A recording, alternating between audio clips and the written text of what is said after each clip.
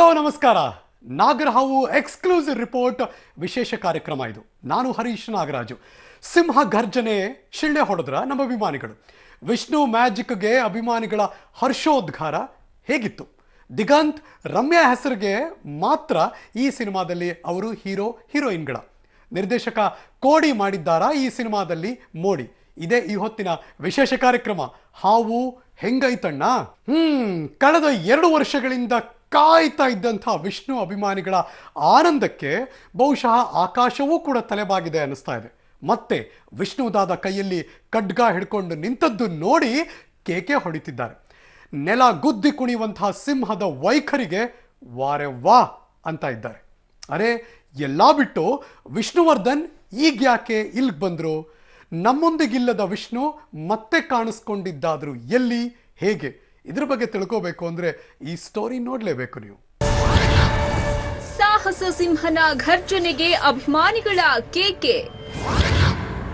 ವಿಷ್ಣುದಾದ ಮುಖ ನೋಡಿ ಕಣ್ಣೀರಾದ್ರು ಯಾಕೆ? ನಾಗರಹಾವು 43 ವರ್ಷಗಳ ಹಿಂದೆ ಬಂದಿದ್ದ ವಿಷ್ಣು ಅಭಿನಯದ ಮೊದಲ ಚಿತ್ರ ಇದು. ಅದೇ ಹೆಸರನ್ನ ಇಟ್ಟುಕೊಂಡು ಮತ್ತೊಂದು ಸಿನಿಮಾ ಬಂದಿದೆ. ಅದರಲ್ಲಿ ವಿಷ್ಣು ಮತ್ತೆ ಹೊಸ ಅವತಾರ ಎತ್ತಿ ಬಂದಿದ್ದಾರೆ. ಆಧುನಿಕ ತಂತ್ರಜ್ಞಾನದ ಮೂಲಕ ವಿಷ್ಣು ಅವರನ್ನ ಮರುಸೃಷ್ಟಿ ಮಾಡಲಾಗಿದೆ. ಅವರ ಅಭಿಮಾನಿಗಳ ಸಂಭ್ರಮಕ್ಕೆ ಇನ್ನೇನ್ ಬೇಕು? ಒನ್ಸ್ ಅಗೇನ್ ವಿಷ್ಣು ಅಭಿಮಾನಿಗಳು ಮೈಕೊಡುವಿ ಎದ್ದು ನಿಂತಿದ್ದಾರೆ. ವಿಷ್ಣು ಅಭಿನಯದ 201ನೇ ಚಿತ್ರ ನೋಡಿ ಭಾವುಕರಾಗಿದ್ದಾರೆ. ಅದಕ್ಕೆ ಹೇಳೋದು, ಒಬ್ಬ ವ್ಯಕ್ತಿ ಜೀವಂತ ಬದುಕಬೇಕು ಮತ್ತು ಸತ್ತ ಮೇಲೂ ಬದುಕಬೇಕು. ಆದ್ರೆ ಅದು ವಿಷ್ಣುವಿನಂತಹ ಬದುಕು. ಅದನ್ನ ನಾಗರಹಾವು ಚಿತ್ರ ಪ್ರೂವ್ ಮಾಡಿದೆ. ಸೆಪ್ಟೆಂಬರ್ 18 ವಿಷ್ಣು ಹುಟ್ಟುಹಬ್ಬ. ಕೇವಲ 1 ತಿಂಗಳ ಹಿಂದೆ ಅವರ ಹುಟ್ಟುಹಬ್ಬವನ್ನ ಅದ್ದೂರಿಯಾಗಿ ಆಚರಿಸಲಾಗಿತ್ತು. ಆದ್ರೆ ಅಕ್ಟೋಬರ್ 14 ಮತ್ತೆ ಅವರ ಹುಟ್ಟುಹಬ್ಬದ ಸಂಭ್ರಮವನ್ನ ಥಿಯೇಟರ್ನಲ್ಲಿ ಕಾಣುವಂತಾಯಿತು. ಬೆಳಗ್ಗೆ 7 ಗಂಟೆಗೆ ಮೊದಲ ಶೋ ನೋಡಲು ಅಭಿಮಾನಿಗಳು ಜಾತ್ರೆಯಂತೆ ನೆರೆದಿದ್ರು. ಕಟೌಟ್ಗೆ ಹೂವಿನ ಹಾರ ಹಾಕಿ ಹಾಲು ಸುರಿದು ಪೂಜೆ ಮಾಡಿದ್ರು. ಪಟಾಕಿ ಸಿಡಿಸಿ ಶಿಳ್ಳೆ ಹೊಡೆದ್ರು. ಒಂದಳತೆ ವಿಷ್ಣು ಮೇನಿಯಾ ಇಡೀ ಥಿಯೇಟರ್ನಲ್ಲಿ ಕಾಣ್ತಾ ಇತ್ತು. ಅದೆಲ್ಲಿದ್ರು ಇಷ್ಟು ದಿನ ವಿಷ್ಣು ಅಭಿಮಾನಿಗಳು? ಸುದೀಪ್, ಯಶ್ ಮುಂತಾದವರು ವಿಷ್ಣು ಹೆಸರು ಹೇಳ್ಕೊಂಡು ಕಾಸು ಮಾಡಿದ್ರು. ಆಗಲೇ ಈ ಅಭಿಮಾನಿಗಳು ಈ ಸ್ಟಾರ್ಗಳನ್ನ ನಮ್ಮವರು ಅಂತ ಖುಷಿ ಪಟ್ಟಿದ್ರು.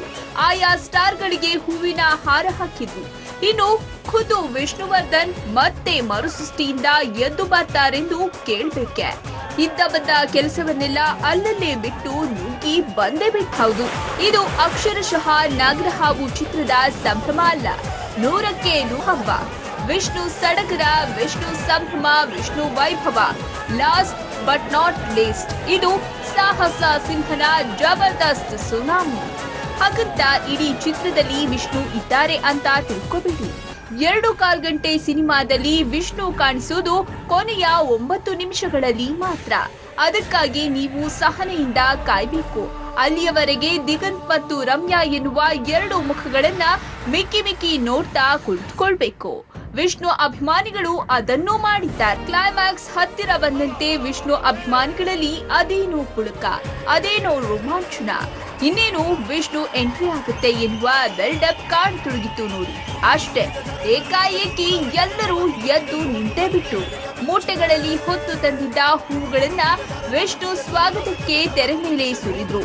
ಚಿಲ್ಲರೆ ಕಾಸುಗಳು ಝಣಝಣ ಸದ್ದು ಮಾಡ್ತಾ ವಿಷ್ಣು ದಾದನ ಮುಖ ನೋಡಲು ಕಾಯತೊಡಗಿತ್ತು. ಕೊನೆಗೂ ನೆಲವನ್ನ ನಡುಗಿಸುತ್ತಾ ಆಕಾಶದ ಕೋಲ್ಮಿಂಚಿನ ಅಂಚಿನಿಂದ ತೆರೆ ಮೇಲೆ ಬಂದ್ರಲ್ಲ ಆಪ್ತರಕ್ಷಕ. ಎಲ್ಲರಲ್ಲಿ ಅದು ಮುಟ್ಟ ವಿಷ್ಣು ಪ್ರೀತಿ, ಕಕ್ಕುಲಾತಿ, ಕಾಳಜಿ ಎಲ್ಲವೂ ಥಿಯೇಟರ್ನ ಚಾವಣಿ ಕಿತ್ತು ಹೋಗುವಷ್ಟು ಮುಗಿಲು ಮುಟ್ಟಿತು. ವಿಷ್ಣು ಹೇಳೋದು ಕೇವಲ 2 ಡೈಲಾಗ್. ಅದರಲ್ಲಿ ಕೇಳಿಸೋದು ಒಂದೇ ಶಬ್ದ, ನಾನು ಸಾಹಸ ಸಿಂಹ. ಅಷ್ಟು ಬಿಟ್ರೆ ಉಳಿದದ್ದು ಅಗುಳಿನಷ್ಟು ಕೇಳುವುದಿಲ್ಲ. ಕಾರಣ ಅಭಿಮಾನಿಗಳ ಸಡಗರದ ಸುನಾಮಿ. ಅದರಲ್ಲಿ ಎಲ್ಲವೂ ಕೊಚ್ಚಿ ಹೋಗುತ್ತೆ.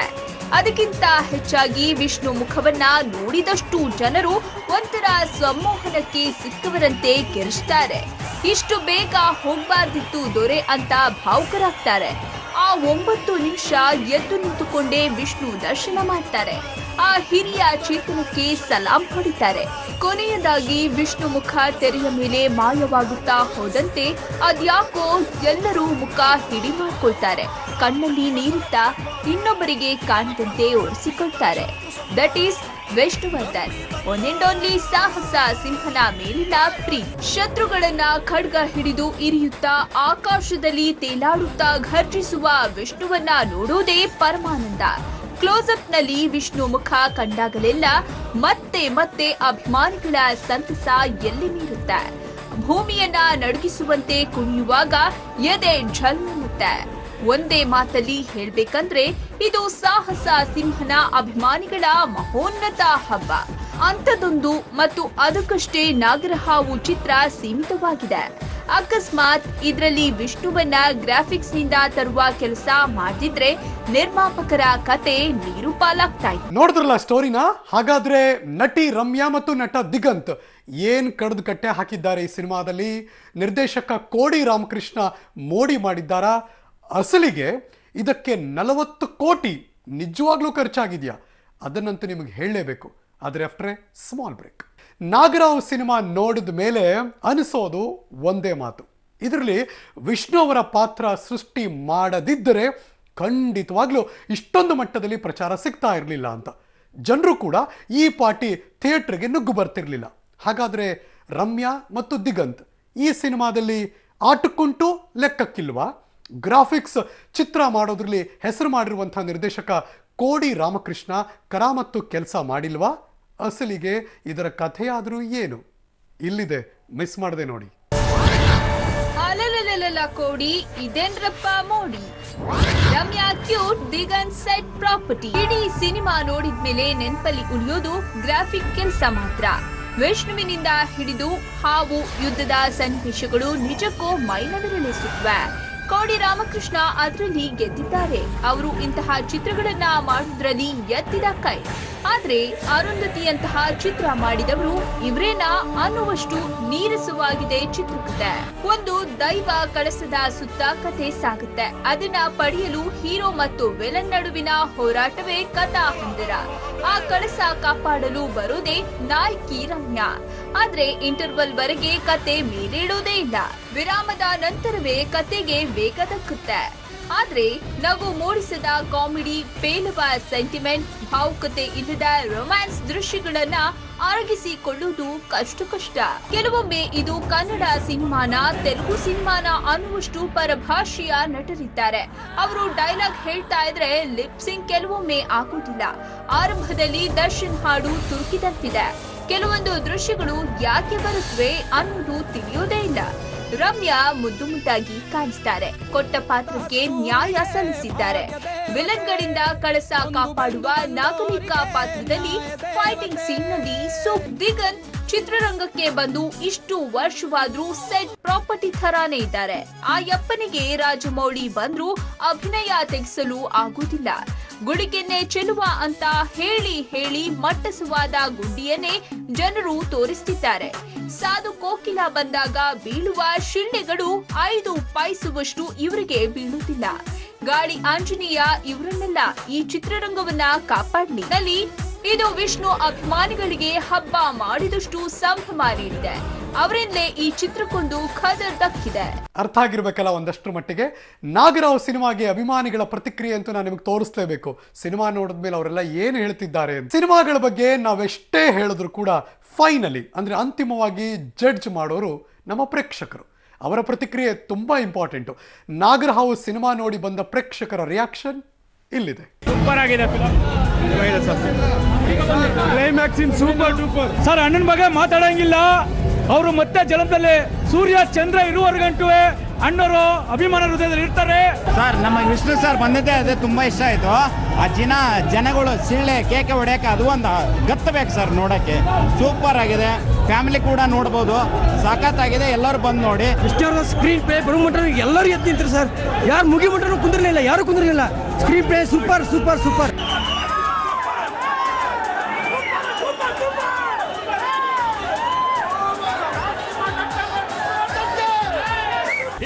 ದಾಖಲೆ ಅಂದ್ರೆ ಈ ನಾಗರಾಮ 201 ಚಿತ್ರದಲ್ಲಿ ತುಂಬಾ ಹೆಚ್ಚು ಮಾಡಿದ್ರೆ, ಆದ್ರೆ ಈ ಪಿಕ್ಚರ್ ತುಂಬಾ 225 ವಾರ ಒಳ್ಳೆ ಮೂವಿ ಬರ್ಬೇಕು, ರೆಕಾರ್ಡ್ ಬ್ರೇಕ್ ಮಾಡೋದಕ್ಕೆ ಯಾವ್ದು ಆಗೋದಿಲ್ಲ.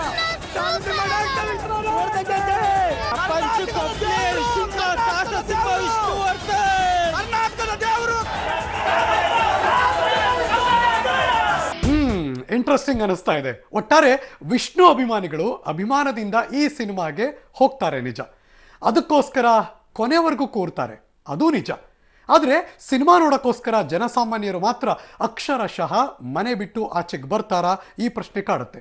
ಕಾಲವೇ ಅದಕ್ಕೆ ಉತ್ತರಿಸಬೇಕು ಅನ್ಸುತ್ತೆ.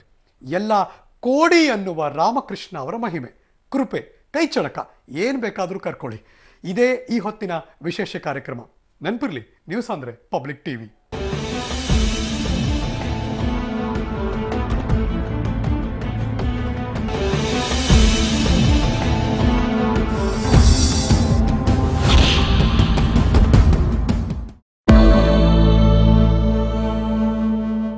ಮಹದಾಯಿ ಪ್ರತಿಷ್ಠೆಗೆ ಬಲಿಯಾಗುವ ಲಕ್ಷಣವೂ ಹೆಚ್ಚಾಗ್ತಾ ಇದೆ. ಮಹಾರಾಷ್ಟ್ರದ ಮುಖ್ಯಮಂತ್ರಿ ಸಿಎಂ ಫಡ್ನವೀಸ್ ಜೊತೆ ಮಾತನಾಡಿದ್ದೇನೆ, ಗೋವಾದಲ್ಲೂ ಪ್ರಯತ್ನ ಮಾಡ್ತೇವೆ, ಆದರೆ ಗೋವಾ ಹಾಗೂ ಮಹಾರಾಷ್ಟ್ರ ಕಾಂಗ್ರೆಸ್ ನಾಯಕರೊಂದಿಗೆ ನೀವು ಮಾತನಾಡಿ ಅಂತ ಹೇಳಿರೋ ಬಿಜೆಪಿಗೆ ಸಿದ್ದರಾಮಯ್ಯ ಆಗಲ್ಲ ಅಂತ ನಿರಾಕರಿಸಿದ್ದಾರೆ. ಹಾಸನ ಶಾಸಕ ಎಚ್.ಎಸ್. ಪ್ರಕಾಶ್ ಸಹೋದರ ಹಾಗೂ ಪಶು ವೈದ್ಯಕೀಯ ಇಲಾಖೆ ಉಪನಿರ್ದೇಶಕರಾಗಿದ್ದಂತ ಮೋಹನ್ ದಾಸ್ ಎನ್ನುವವರಿಗೆ ಸಚಿವ ಎ ಮಂಜು ಧಮಕಿ ಹಾಕಿದಂತ ಆರೋಪ ಈಗ ಕೇಳಿ ಬಂದಿದೆ.